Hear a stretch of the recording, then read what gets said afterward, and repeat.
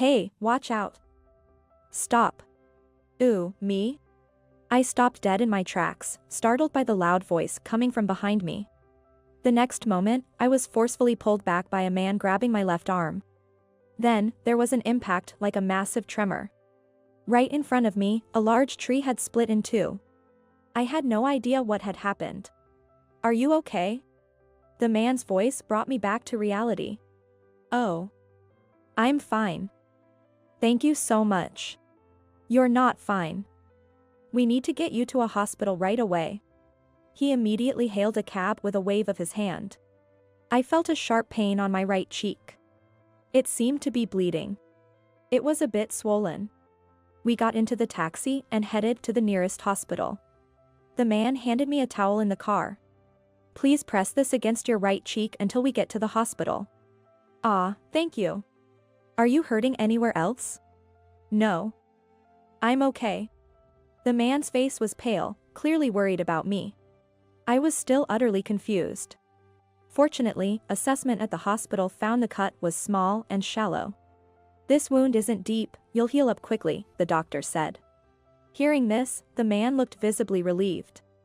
As soon as we stepped outside the hospital, the man bowed deeply. I am so sorry. The accident was my fault. Please, don't.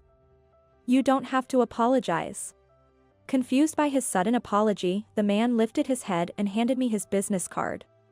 The card read, Michael Thompson, Site Supervisor for the Civil Engineering Department at Anderson Construction. My name is Michael Thompson. I am the supervisor responsible for the construction worker who caused your injury. According to him, a piece of lumber had fallen from the scaffolding at the construction site his company was managing, and the impact caused fragments to fly off, cutting my right cheek. I'm truly sorry. It's not a serious injury, really, I'm fine. No, that's not acceptable. It's unforgivable to have caused an injury to a woman's face. I will take full responsibility and ensure we handle this with the utmost sincerity going forward. Michael bowed deeply again. That was how I met him. My name is Julia. I'm currently handling accounting for my father's company. While feeling apologetic to him for continuing to apologize, I also introduced myself. I should have been more aware of my surroundings so that I wouldn't have troubled you. I'm really sorry. Don't be. Julia, it's not your fault at all. Michael looked flustered as he apologized to me.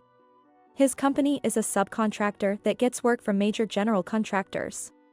My father's company deals with carport and veranda exterior construction, as well as landscaping. I studied economics in college and got a job in the accounting department of my father's company. I didn't use any connections, I was hired through the regular process, which surprised my seniors at the time. I met Michael about 6 months after I started my job. My first impression was that he was a very earnest man. Over time, he would occasionally call and express concern for my injury. Even after my injury had healed, we kept in touch, and I gradually became attracted to his sincerity and kindness. Then, on February 14th, 4 months after we met. On Valentine's Day, I decided to confess my feelings. Nervously, I carried the homemade chocolates I had made the day before to our meeting spot and handed them to Michael, who was already there waiting. His eyes went wide as he saw the beautifully wrapped box. Is this? Can I take it to mean that I'm your special someone? Yes. Seeing my flushed face, Michael blushed as well. Thank you, but darn, you beat me to it. Actually, I was planning to say something before we ate dinner today. I hadn't expected such a plan from him, and Michael and I laughed together. 2 years passed, and our relationship continued smoothly. One day, after attending a summer festival, it suddenly started to rain, and we hurried into Michael's nearby house. Oh no. I'm completely soaked. As I borrowed a towel and dried my wet hair, Michael made some herbal tea. Thank you. Your herbal tea is as good as what they serve in specialty shops. It's just a tea bag, though. Well, I'll make it for you every day if we get married. What? I was taken aback. Michael then became serious and sat in front of me. Julia, will you marry me? I was stunned, facing the earnest look in Michael's eyes. I hadn't anticipated a proposal. Is that a no? He asked, seeing my silence. Snapping out of it, I nodded vigorously and smiled. Yes. I'd be honored. For a moment, there was silence, and then Michael exhaled deeply. Phew. I'm relieved. I was nervous you'd say no since you didn't say anything. Sorry. I was just surprised. I actually wanted to prepare a ring, but I thought it would be proper to ask for your parents' blessing before doing that. Let's go pick one out together after getting their approval. Watching Michael talk with a shy smile, I thought again how sincere he was. The next day, he was set to visit my parents' house to formally introduce himself. When I told my mother the previous day, she agreed without hesitation. It was supposed to be a day of celebration, announcing our engagement, but for some reason, I was so nervous since morning. At 10 a.m., the doorbell rang. It was an hour before my appointment with Michael. Wondering what was going on, I went to the door and saw my sister, who had married last year, and her husband standing there. Sis? What are you doing here? I heard it from Mom. Your boyfriend's coming over to say hi, huh? That's why I decided to drop by. Susan chuckled as she nudged me with her elbow. You too, John? Sorry for bothering you this early in the morning. As a brother-in-law, I wanted to see what kind of guy my sister's boyfriend is. John graduated from a state university and joined my father's company's HR department right from the start, dating Susan for about a year before they got married last year. He's quick-witted and good at his job, so he's quite relied upon by everyone around him. At 32, he's even rumored to be the next president. Dad, a firstborn son and also a state university alumnus, took to John quite well, having no hesitation in accepting him as a son-in-law. I, on the other hand, always found people like John, who seemed a calculating person with a friendly smile, quite difficult to deal with. You can never tell what he's thinking, and sometimes his eyes don't smile. Every time John comes over, he usually brags about his alma mater.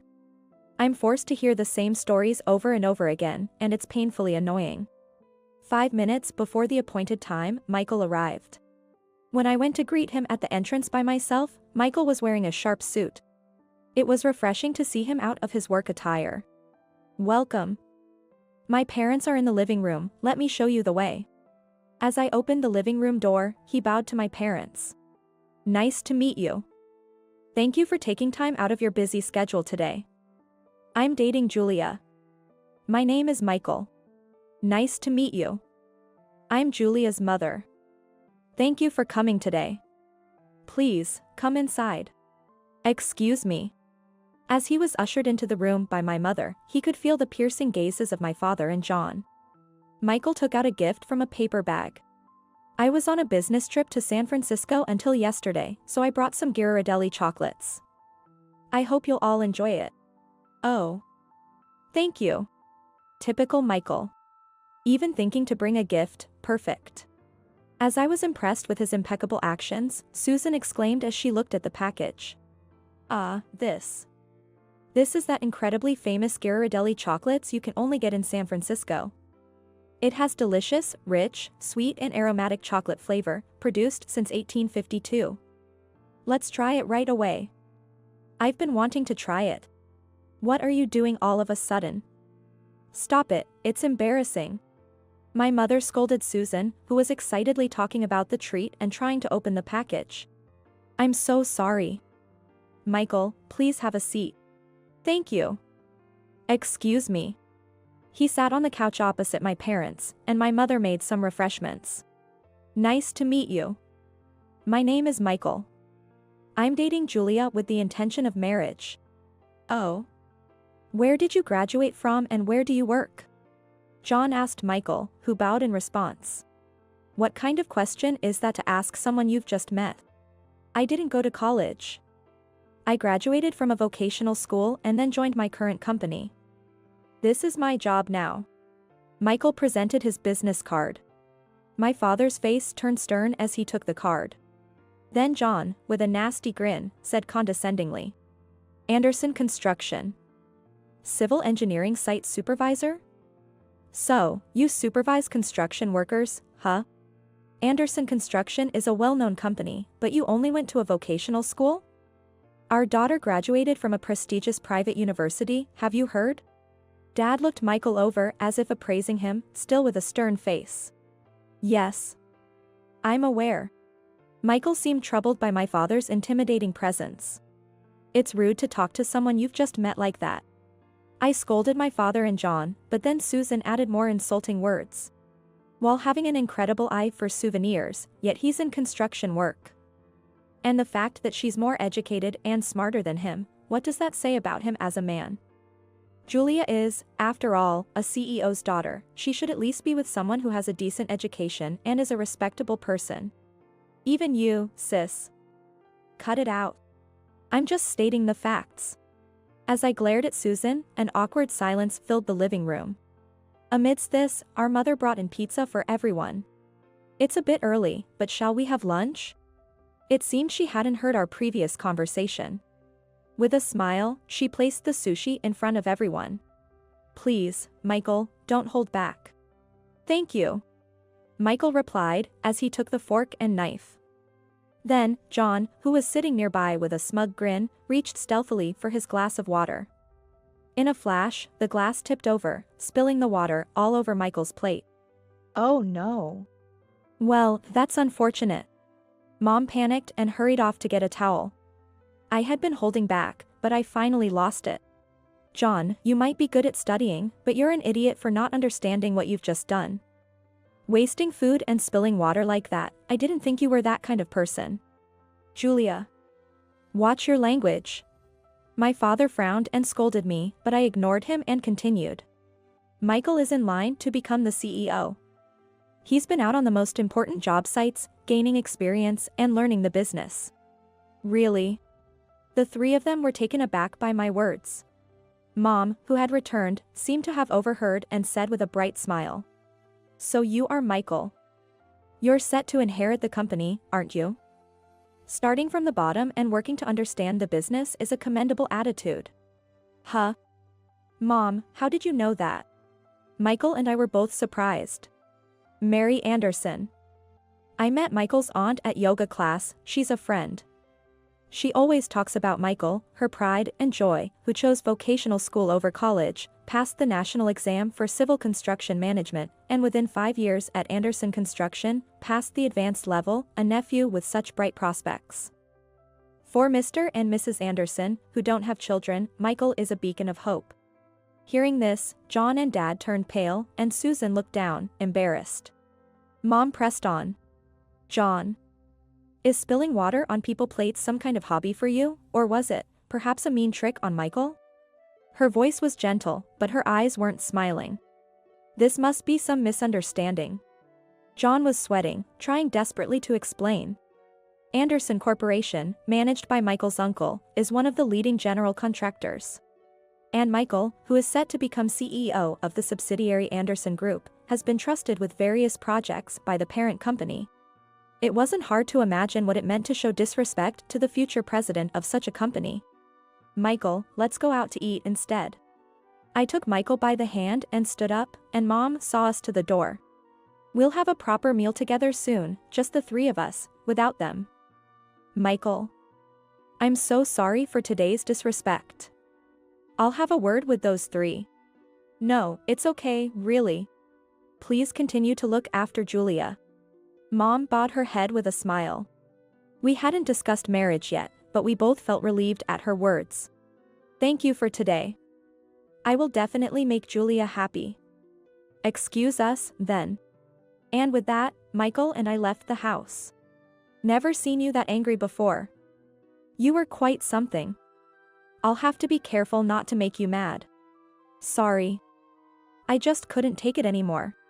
No, it was good to see a new side of you. After that, we had dinner at a nearby restaurant and I saw Michael off at the station. A few days after, we immediately went to register our marriage, and then went to buy an engagement ring. Looking at the ring on my finger, I happily reported to Mom that we were officially married. After moving out of my parents' house, I moved into Michael's apartment, and at work, I handed over my duties to a contract staff member. I just couldn't keep up with my father, my sister, and my brother-in-law. Therefore, I decided to leave the company.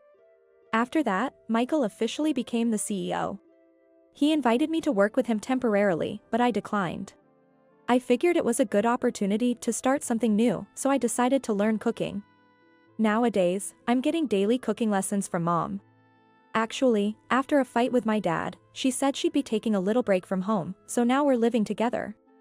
Dad must be having a tough time without her, not knowing his way around the housework, but it's a good chance for him to appreciate all the hard work his wife does. Susan is also having a spat with her husband and is currently living separately. According to a colleague, John, who was once so confident in his work, now spends his days just sighing and staring out the window, and apparently, he's become more of a nuisance than anything.